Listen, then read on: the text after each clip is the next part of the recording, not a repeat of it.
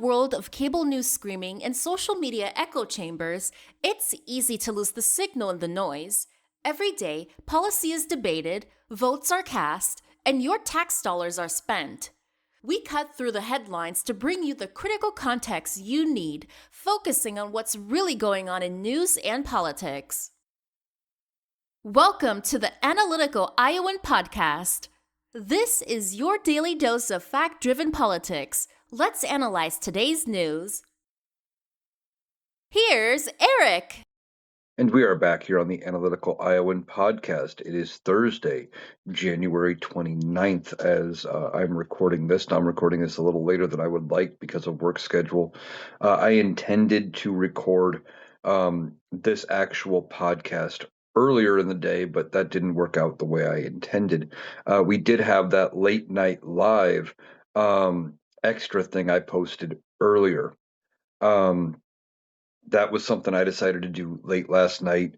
Had some time, decided to go live, see what happens. I see a lot of other creators doing lives in the middle of the night. So I thought maybe I'd get a different mix of people. And we never got a big room full. Didn't have a whole lot of Trumplefucks or MAGAs come in there. And we had a decent discussion. So I hope you guys enjoyed that. Now, by the time you're seeing this, you guys probably have already known and saw that I was today's guest over on the Rational Boomer podcast. Now, if you haven't checked it out, I encourage you to go check it out. Search for Rational Boomer podcast anywhere you get your podcasts, Spotify, Apple Podcasts, YouTube, etc., and check it out. Mike and I had a great conversation. Now, we've got a lot to talk about because shit went down today. So we had some stuff happen today. Apparently, from what I am seeing, Homan, is it Todd Homan, the border czar, was in Minneapolis. That slimy motherfucker, the guy who was accused by the FBI of taking bribes. He was in Minneapolis, and now they are apparently talking about an ICE reduction up there. I'm not surprised. The whole point of firing Greg Bovino and moving Homan, who was supposedly this border czar, the advisor who was all about the border, etc., to Minneapolis and having him be more directly involved was about controlling the narrative and changing the perception about what's going on in the city of Minneapolis. So they're talking about reducing ICE's presence. Now, that'd be a good thing. If they could scale back that would start easing tensions within Minneapolis. However, just because they back off of Minneapolis means they're going to turn their attention somewhere else. And there are tons of places we are hearing. Some have suggested Philly, which would be a horrendous decision for them. And I don't know what they're going to do with ICE and everything now, where they're going to go next. Other than a small contingent is going to try to go as security guards for J.D. Vance at the Winter Olympics in Milan, Italy. Now, that's going to go over horrendously. Milan, the city, and Italy, the country, have both said basically ICE is not welcome. They are not, legitimate law enforcement or recognized as law enforcement or security in Italy, and there's nothing they can do to try to do immigration enforcement there. And so I don't know what's going to happen with that. Theoretically, when they land in Italy, Italian security can say, yeah, you're not welcome here. Get back on a plane, book a flight. You're not leaving the airport. That's entirely possible.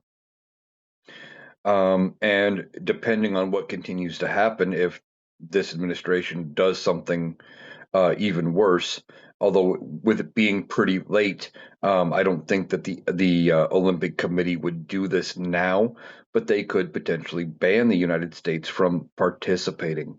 They've done that to other countries in the past. So Tom Homan is saying that they are going to scale back ICE operations in Minneapolis, which is a good thing. This comes on the heels of two different shootings by Minneapolis police where it is very evident that they um, were not threatened. They just felt like shooting somebody. In the case of Alex Preddy, there is some video camera out, some video footage out that is very clear where the guy who has his gun trained on Preddy, the guy who fires first at Preddy, you can see in the video where within his line of sight, or what should have been within his line of sight, that the weapon had been pulled out of the way, that it was not in Mr. Preddy's possession, and that his hands were out in front of him and nowhere in any sort of a capacity to threaten the agent. But see, these agents are not actual law enforcement. There was an upswell in ICE membership almost immediately once they wanted to start doing all of this. And you notice how we're not seeing the protesters, or the counter protesters, I guess, is what you would call them, to everything going on. When they first started protesting Donald Trump, you saw vanfuls and U-Haul trucks full of the Three Percenters, the Proud Boys, Patriot Front, the Oath Keepers, um, and there's a few others I can't think of right now. But all of those groups, they were all out, and they would protest, and they'd be, wearing their uniforms and marching like they're tough guys, trying to counter protest and show support for this administration. But you notice they've been silent. That's because they got drafted into ICE. That they are now a big chunk of these agents that are doing things off script, off book, who are not following standard procedures. A lot of them, I believe, are members or former members of these groups, maybe continuing members. I don't know how that works. If they're going to keep their memberships or whatever. This whole situation with ICE is something Donald Trump and this administration wants desperately to get away from. They want to keep the immigration enforcement going and doing those kind of things. That is not outside the realm of possibility. They want to continue this mass enforcement. However, they want the negative press from it to go away. And they keep hoping that the next thing they do is going to be the next great distraction from the fact that this immigration enforcement is going on. Now, I did two conflicting TikToks tonight. One came out and said that there was a deal, that they were going to keep the government open, they had averted a government shutdown, and that the Democrats had um, basically, I wouldn't say folded, but I think they played the Republicans. And then I did a second video that came out with a news story I found after, where Lindsey Graham basically said, "Yeah, we're not voting on that tonight," and he's got objections. So what's the deal? And then why isn't there going to be a vote? Well, this deal is actually, I think, one of the best moves Chuck Schumer and the Democrats could have pulled off against these Republicans.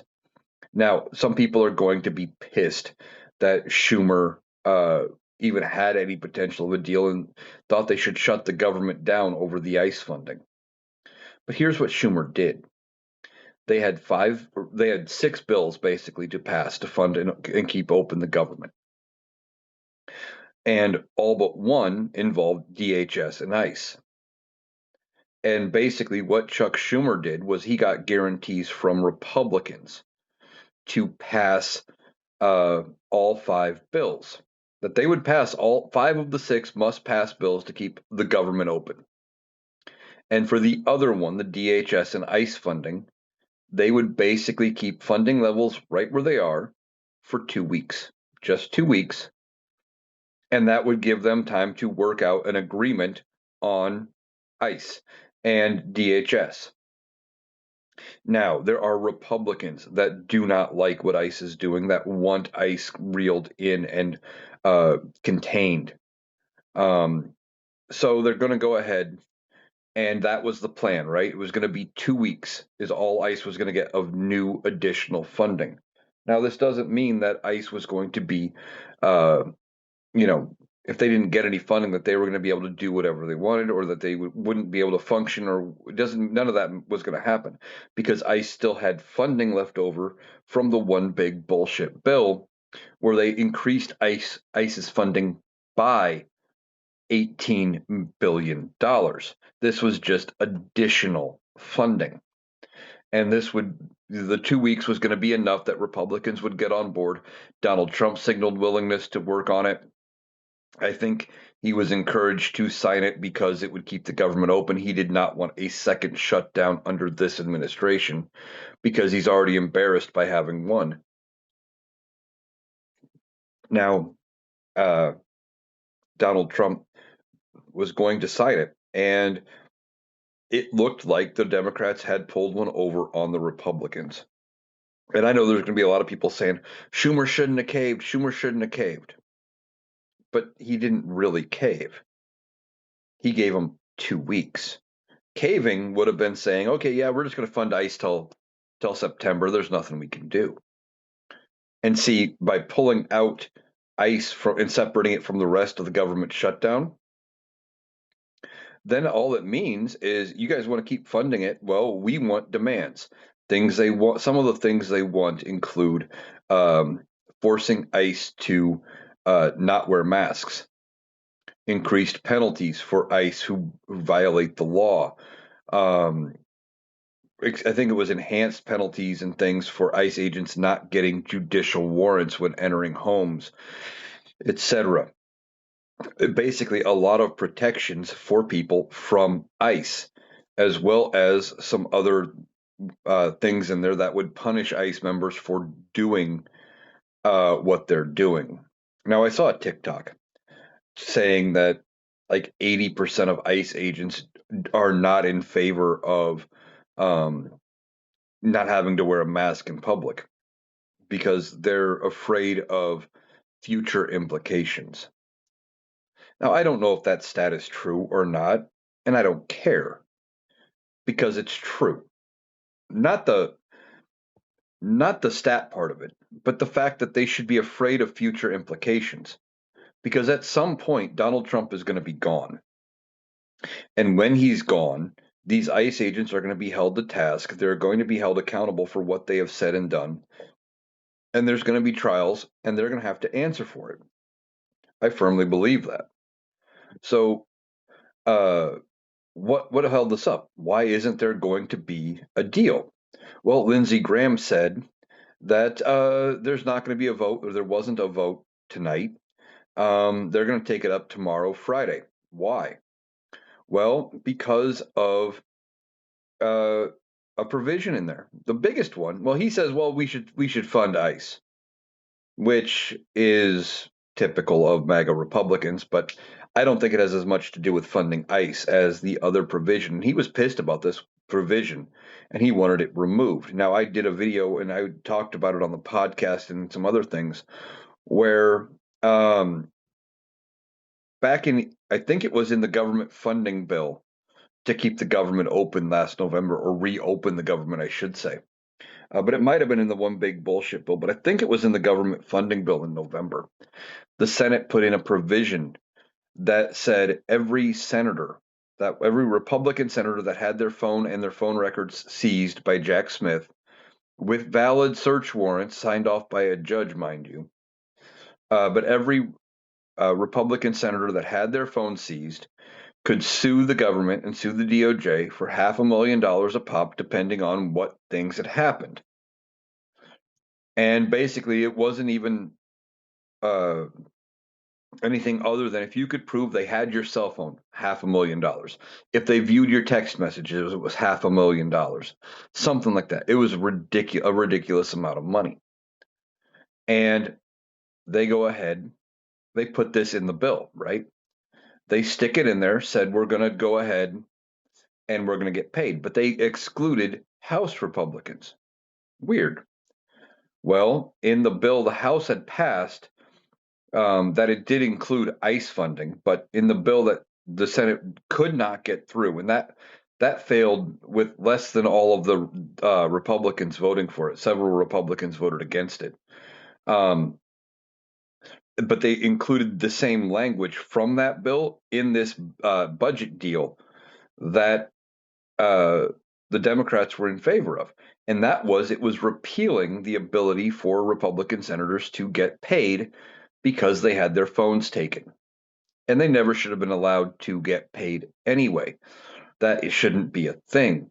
You were part of a criminal investigation, and Jack Smith was able to prove to a judge, and I guarantee you the judges that he used were looking at it very skeptically because they were going, okay, you are asking for permission to have the phone and phone records of a sitting US senator.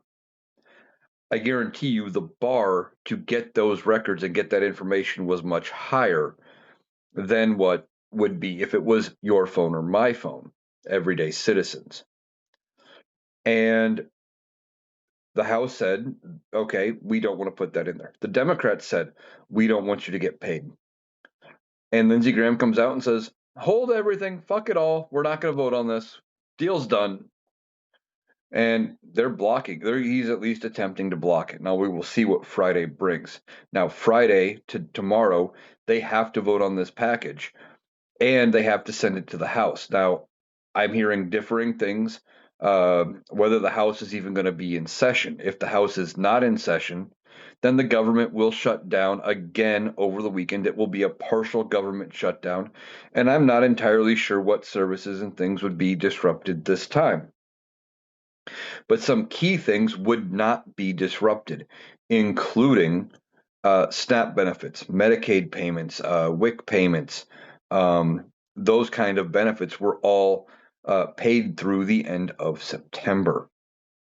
Now, uh, are we going to be facing this again in September? Well, maybe.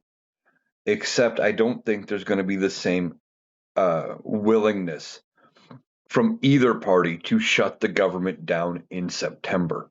What I think they will do is they will pass a continuing resolution in September to fund the government through February or March and kick the can down the road again, because that would put them past the election. They're not going to want to deal with either dealing with a government shutdown going into an election and the government not working, or having just come out of a government shutdown going into an election.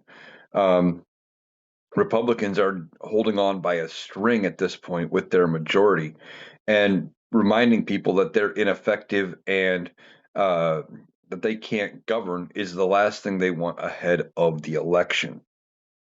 Now, Donald Trump is terrified of losing the midterms. We've been talking about that. He's saying things like when he was here in Iowa talking about running for a fourth term and well you can't let the Democrats win because they'll impeach him. He's terrified of what will happen when the Democrats take over the House. Now let's talk real reality here. What is going to happen when the Democrats take the House? Because I firmly believe that they are going to take the House. The question isn't um, do they take the House, but by how many seats? Now, what happens? Well, are they able to do anything? Yes and no. Are they going to impeach Donald Trump? Maybe. Um, Again, I think they're going to be having discussions behind closed doors, much like what I said about the Republicans. But I think both parties are going to be having these discussions, trying to figure out uh, what they can do. Right? Where do they draw the line? When do they say enough's enough and they turn on Donald Trump? Now, uh, that being said, if they're not sure, definitely going to impeach him, what are they going to do? Well, they can hold all kinds of oversight investigations. They can release the Epstein files. In fact, I almost guarantee you that when they take over and they take over the oversight committee, everything in possession of the oversight committee for the Epstein files will be released. Everything they can get their hands on through subpoenas will be released.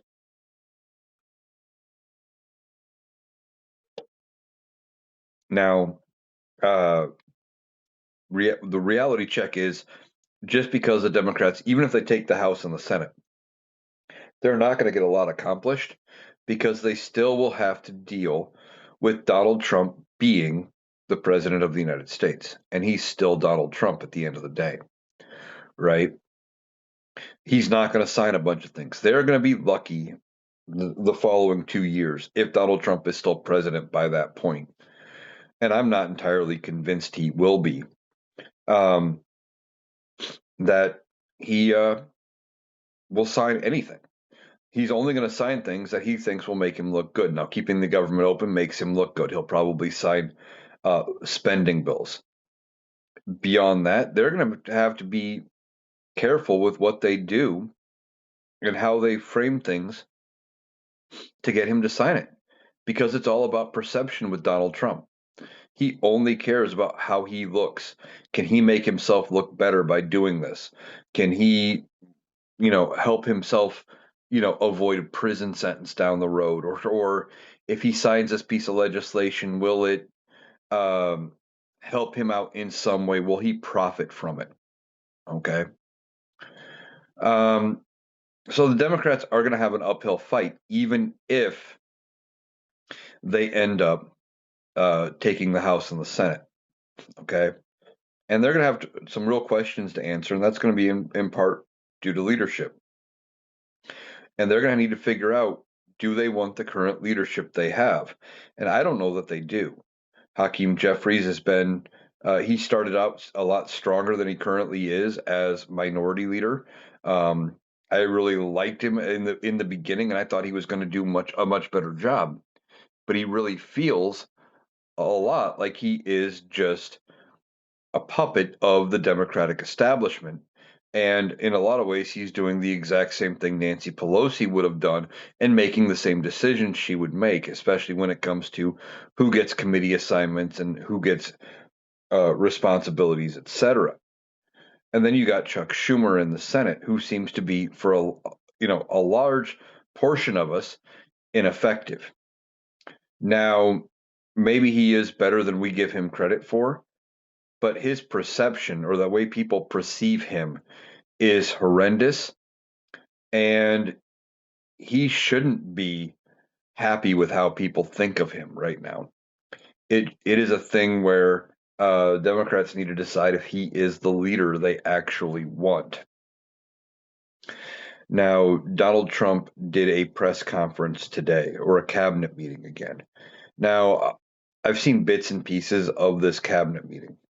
Um, but the main thing I wanted to focus on out of the cabinet meeting was something he was talking about, and he was talking about housing prices. And of course, he says affordability is a Democratic scam, and it's a hoax because he says everything's a scam and a hoax unless it's coming from him.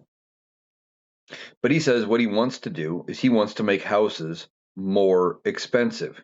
He said it that way. He doesn't want to make them cheaper, he wants to make them more expensive. He's worried about people who already own homes being able to sell those homes for a profit. Now, he was talking about his upcoming pick for the chair of the Federal Reserve. And I don't know who the guy was. The little bit I know about him, I can't even think of his name, but he's a Trump loyalist. And they want to lower the interest rate down to, like, I think Donald Trump wants it as low as like 1%. Okay. Now, what happens when you lower the interest rate? Well, you make it cheaper to borrow money. When money is cheap to borrow, people will invest. They will go borrow money. They will, if they have the means, maybe that's when they take out a loan and start a business. Maybe they go buy a house. That's when the rich will borrow money to do things with, do whatever they're going to do with it, right? Well, the interest rate goes down, it is cheaper to borrow money. Now, and how is that? Because, well, you pay less interest over time. So it makes things, it can be inflationary. Now, what happens when interest rates are really low is you will get some people who spend outside their means, but they will go borrow, they will go buy, and it can potentially uh, lead to a spending spree, which could potentially be good for the economy. However, it can also lead to inflation. Low interest rates can be very inflationary. Now, Donald Trump likes to point to the high inflation rates that happened during Biden that were a direct result of Donald Trump's economic policies and his handling of COVID. So, when all of that was going on, inflation was high while interest rates were low. Now, I talked about it on my TikTok, where I was discussing this home idea and where low rates raise prices. Well, I saw it happen when I bought my house here, 5 years ago now. 5 years ago now, uh, we had really low interest rates. I got in for below a 3% interest rate, which is amazing.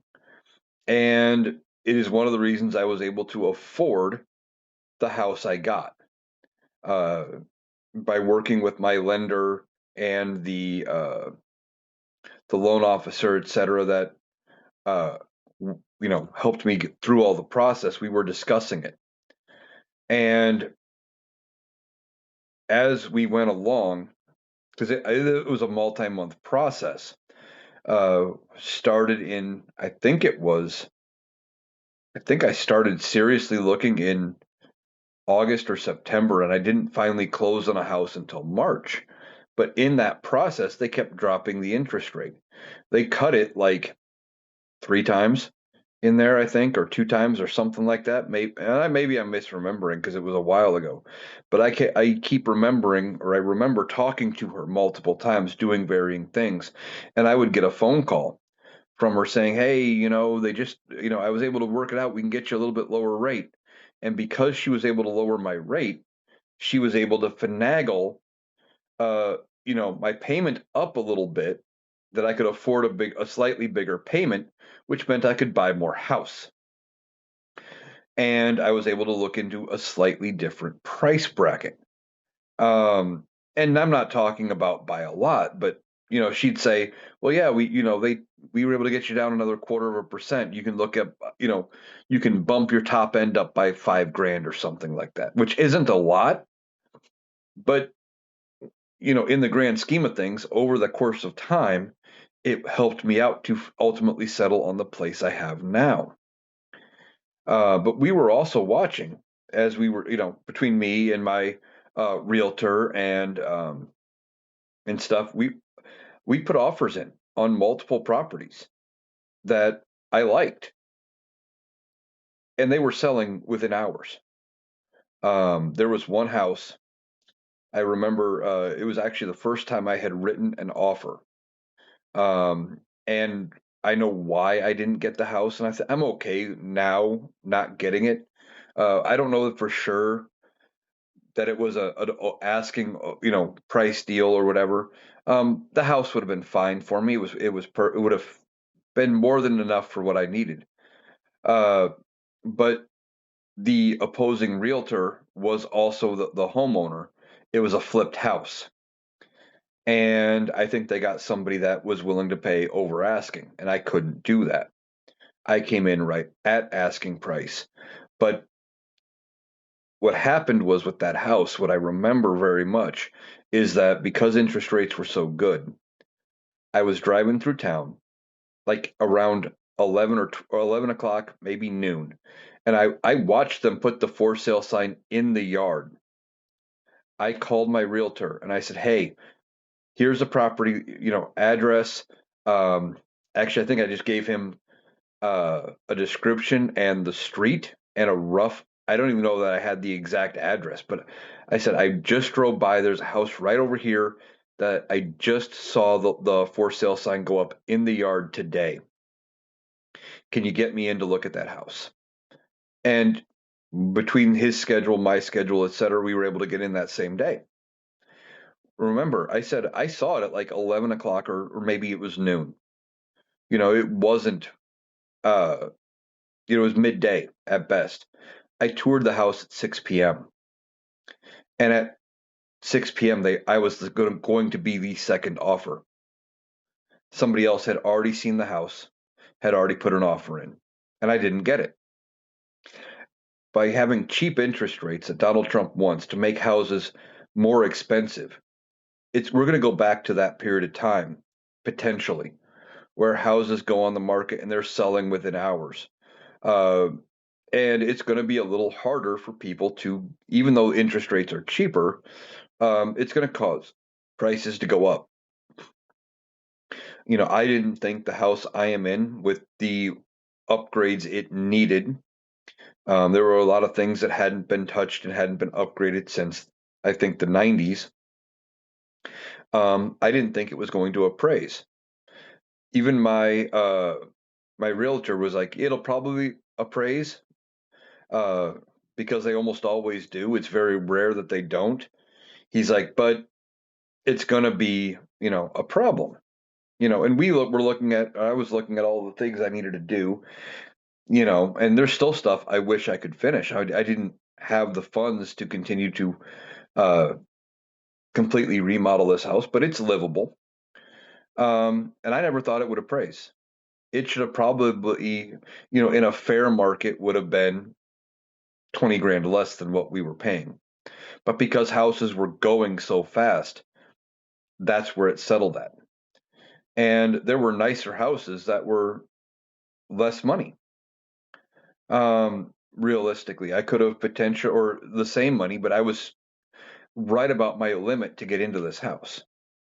Now I'm telling you all that because I know what he's wanting to do with these interest rates.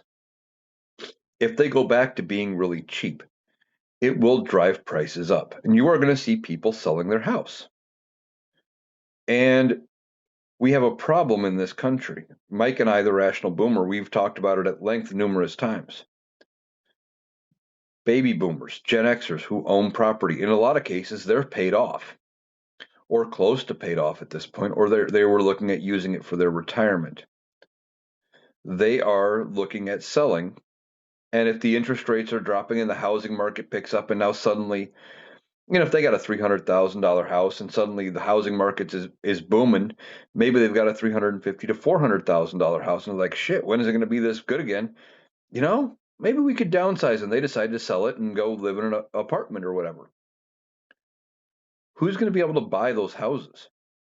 Even with cheap interest rates, which cheaper interest rates, yes, will lead to lower payments automatically because you're paying more to principal than you are to interest, and it just ultimately will make things cheaper over time, um, per month on a month-to-month payment basis.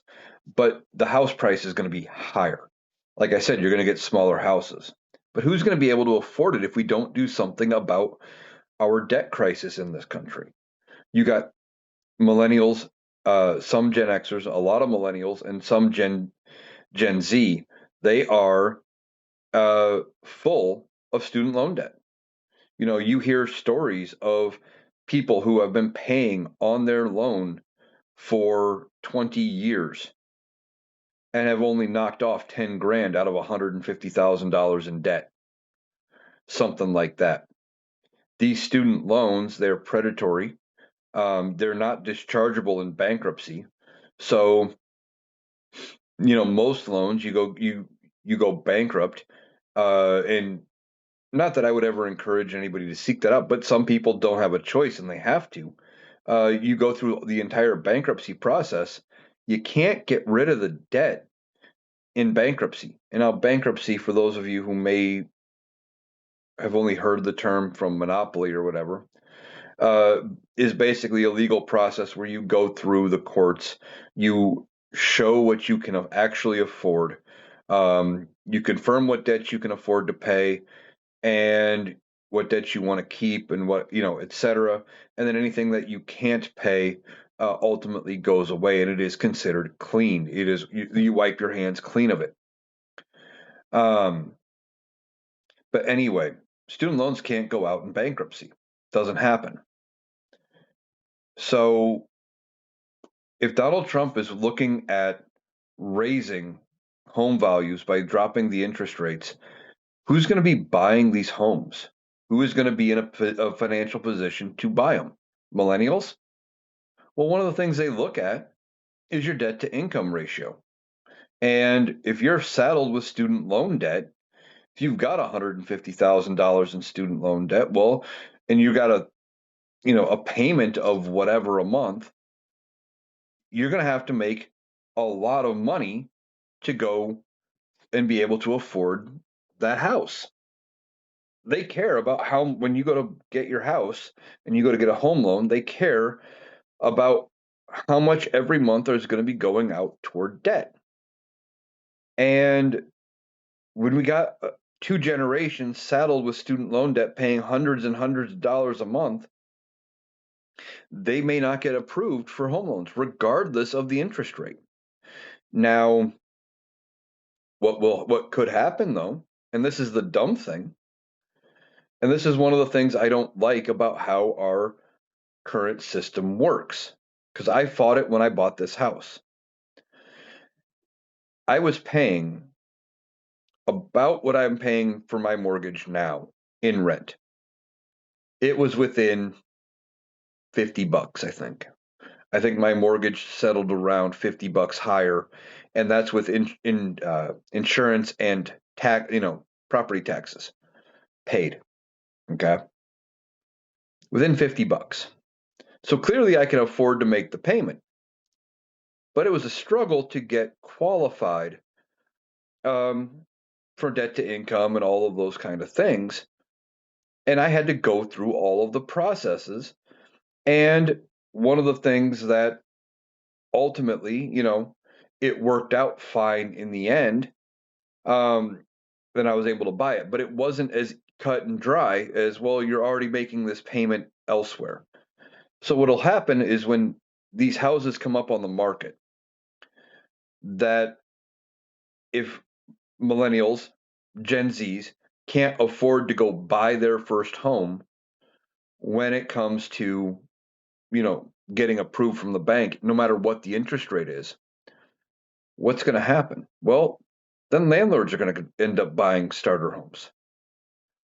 That slumlord in town that you hear about, because every town's got one or two that you hear that does minimal maintenance flipping. They buy a property, do the bare minimum maintenance, and then they start charging you astronomical rent. We've got a couple here in town that do that. And I've been scrolling Facebook, and out of curiosity, I keep looking at the rental listings. Again, own the house, paying on the mortgage. I don't have any need to rent, but I do it out of curiosity more than anything.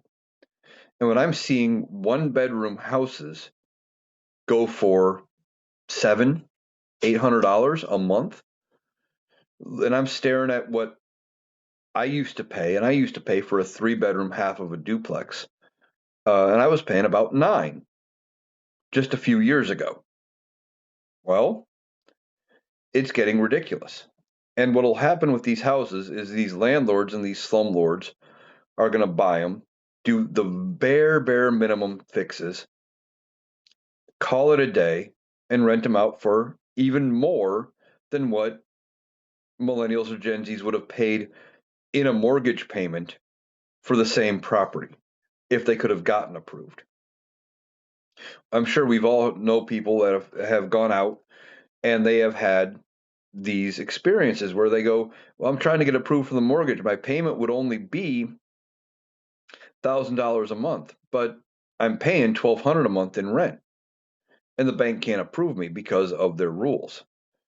Now, I don't know if they should not count student loan debt against mortgages. I don't know what the fix is other than forgiving student loans, which Biden tried to do, Kamala Harris was going to do, and not to mention the fact that Kamala Harris was going to give uh, home buyers a housing credit, first time home buyers a housing credit. But so was Joe Biden. They both had talked about doing first time home buyer credits. Now, I was waiting the entire Biden administration for it to come up through because he talked about it during his uh, campaigning for president, that he was going to go back to March of 2020, at the beginning of the pandemic, and he was going to give all first time home buyers a first time home buyer tax credit. Guess what? It never passed, never happened. And Kamala Harris was going to do, maybe, I don't know if it was going to be retroactive, but she wanted to do a first time home buyer tax credit. And guess what? We decided instead to elect the billionaire who doesn't know fuck all about fuck all when it comes to the world, and we put him in charge of the economy. Now, we've been talking a lot about Donald Trump and the economy and how bad the economy is. He wants us to believe that the economy is great. That's one of the things he was talking about here in Iowa on Tuesday. And one of the things he was talking about how good the economy is was the same song and dance that they were talking about when it comes to Republicans. They were talking gas prices. And of course, Donald Trump comes out. He's at this small arena here, and the arena only held like 3,000 people, and there were maybe 700 inside. There were more people outside protesting Donald Trump when he was here than were inside. And there were people protesting Donald Trump and booing him inside as well. Um, but he's out talking about gas prices. And he says, as he's there, gas is down to $1.99 here in Iowa. And I think it was Scott Bessent, his Treasury Secretary, chimed in and corrected him in the middle of it and said, no, it's actually down to $1.89 here, sir. Something like that. Okay. Here's the thing, right outside of the arena he was speaking at, there's a gas station. And if you're familiar with Iowa and the Midwest, you're probably familiar with the chain. It's Casey's, which Casey's, by in all reality, is actually a pizza place that sells gas. But anyway, there's a Casey's right outside. Uh, their gas sitting at $2.39, literally right outside the door. Donald Trump is saying gas is $1.89. Well, $1.99, whatever, under $2. All of the people in attendance had to do was walk out the door, look to the gas station that was right there, and go, "What the fuck?"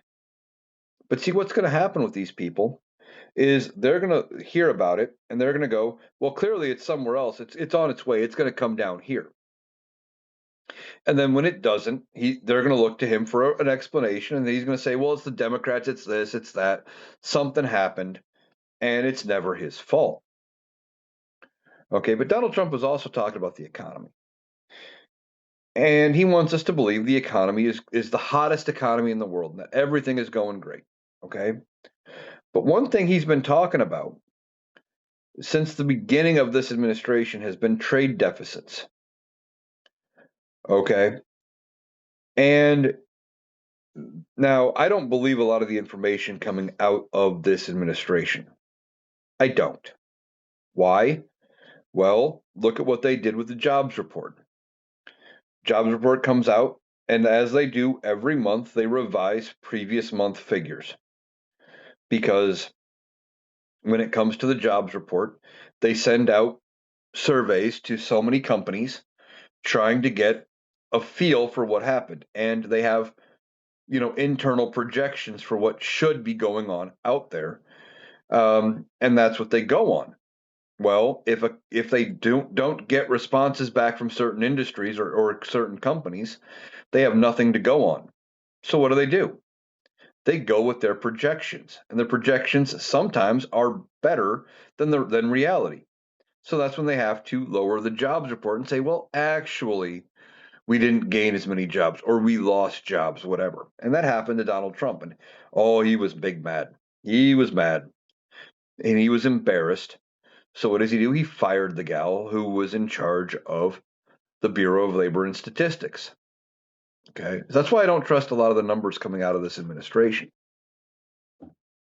But they go ahead and they release some numbers talking about trade deficits. Now, one of the things Donald Trump has been touting with his tariffs that he has been trying to fix is trade deficits. Now, what does he mean by a trade deficit? Well, trade deficit would be he's looking at these countries, and most of them are smaller in population than the United States. And he goes, well, we're buying more from you than you are buying from us. So you need to buy more from us. These are trade deficits that are hurting the economy. They're a national security problem. And he keeps using national security as justification for his emergencies and for putting his tariffs on and stuff. Well, uh, these numbers that came out from the administration, I don't have the exact figures in front of me, but these were official numbers released by this administration, show that our trade deficit with most countries actually grew. Now, how would that be if these tariffs were supposed to fix the trade deficit? It actually proves that his tariffs are having the opposite effect. These countries are still buying more from us than we are buying from them. And in fact, import purchasing has gone down. That's part of why the uh, the deficit grew, the trade deficit grew. We are buying less from foreign countries. Now, why would that be? Well, part of it has to do with uncertainty when it comes to the tariffs. We never know because Donald Trump will do things in the middle of the night. I mean, how many times has he woken up at 2 a.m., starts a Truth Social posting spree, and said, well, by the way, tariffs on this country, tariffs on this country, tariffs on this country, and for good measure, tariffs on China, right? So U.S. Importers are not bringing in as much from other countries because of tariff uncertainty and because it's costing more because of the tariffs. So they have to account for it, right?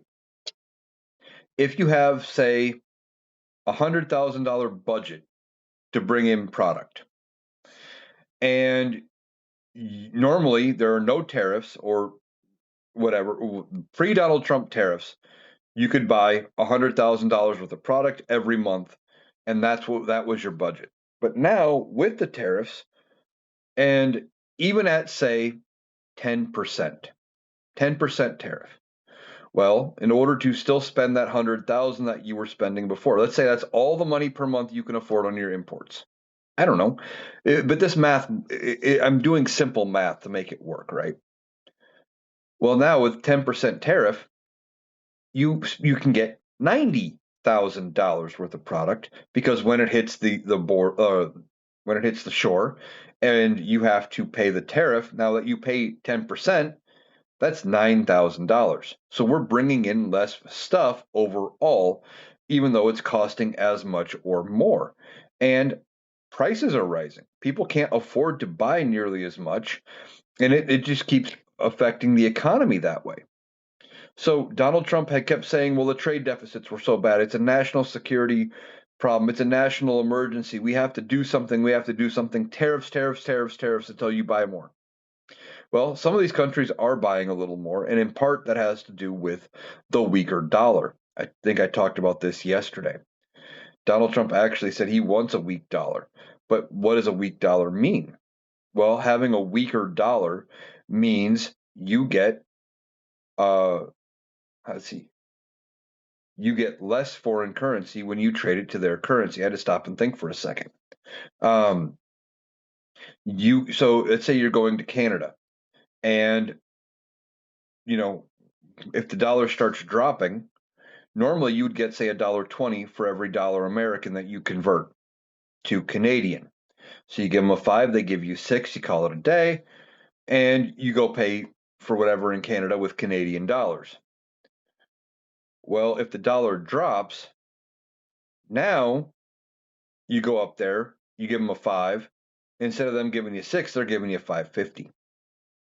That's a weaker dollar. Now, when the dollar would be stronger, normally you'd go up there, you give them 5, they'd give you 6 in their currency, and you go about your day. Now, if the dollar strengthens, you'd go up there, maybe you give them a 5, and they give you 7 back. So, what does this all mean? Well, what it means is when it comes to purchasing power, okay, for us to go over to other countries and purchase products for like these people importing. I mentioned $100,000, right? Well, again, let's say they're taking that $100,000 budget to Canada using the example I just gave. And if you normally would be able to trade $5 for 6, Simple math would be you'd get, what would that be? For $100,000, you'd get 120,000 Canadian, right? And you had that much purchasing power. But now with the weaker dollar, now you'd only get 110,000 Canadian purchasing power. So again, you're going to buy less. But it works the other way around with countries buying from us. If our dollar weakens, their currency, because they have to give less of their currency to get one of our dollars, they can buy slightly more. So again, it's going to increase the trade deficit. And that is just this administration fucking up, not knowing what they're doing. Um, and they don't have a clue as to what's going on. Now, we haven't heard Donald Trump talking about trade deficits recently, and he might start talking about them again after this report comes out because it's in the news. It's going to be embarrassing to him, maybe, if he's even able to understand what's going on. But see, this was part of his justification for the tariffs. Now, we are still waiting to hear what the Supreme Court is going to do with Donald Trump and these tariffs. They're set to release decisions. Now, I don't know when the next decision is set to come out, but we do know that almost every year they have all of their decisions out by the end of June. So, at the latest, the Supreme Court is going to tell us whether Donald Trump's tariffs are legal or not by June. Now, when they if they overturn his tariffs, what's going to happen? Well, the money's going to have to be returned, and it's going to go back to the companies that paid the tariff in the first place, and they're probably not going to lower their prices. They're going to put it on the bottom line, call it profits, and give their CEOs a bonus.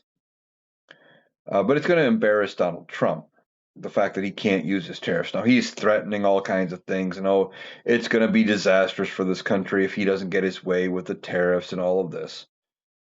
Thing is, that's the best outcome for Donald Trump would actually be for the Supreme Court to rule his tariffs unconstitutional because we're seeing the results and the numbers are going to just continue to get worse for Donald Trump as things progress and the worse the economy gets, it's going to be a nightmare for Donald Trump in the midterms. Now, I already am convinced he is going to lose the midterms and lose them big. And that story I talked about a little bit ago about the housing prices, just that audio clip, if going around, the Democrats, if they were smart, they would just put that in every one of their ads. Well, I don't want housing prices to go down. In fact, I want them to go up. All they need to do, every single one of their ads, I think that would be huge. Donald Trump gave them a big gift when it comes to the midterms. And Donald Trump is terrified of losing the midterms because he's going to look like a loser and a failure.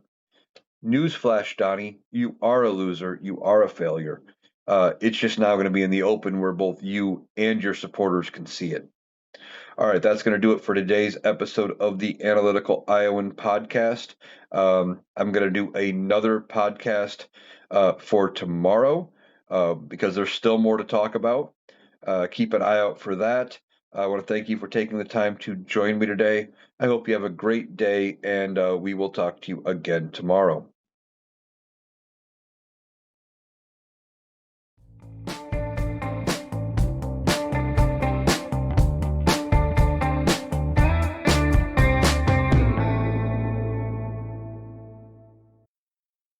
That was Eric. That does it for our analysis today. If you appreciated us cutting through the noise to get to the critical context, please make sure you're subscribed to the Analytical Iowan podcast on Spotify and YouTube. We'll be back tomorrow. Thanks for listening.